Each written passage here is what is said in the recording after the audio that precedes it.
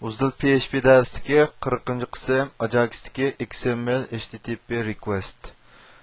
XML HTTP request obyekti Ajax'dagi algılıq texniki hisoblanadi. O'xshamagan tor ko'rgichlar o'xshamagan usulda XML HTTP requestni qurdi. Masalan, Internet Explorer'da ActiveX Object ni ishlatadi. Boshqa tor ko'rgichlar nomi XML HTTP request bo'lgan JavaScript qurilgan ikki qism elementni ishlatadi. Demak, biz bu texnikani, bu obyektni ishlatgan vaqtimizda ham Internet Explorer'dan boshqa tor ko'rgichlardan normal ko'rilish uchun tuvandagidek kodni ishlatamiz.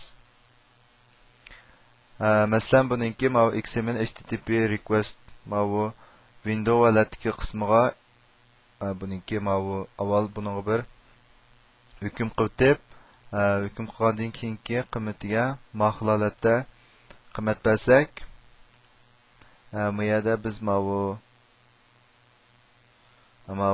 Internet Explorer'da ActiveX Object'ni ishlatdik.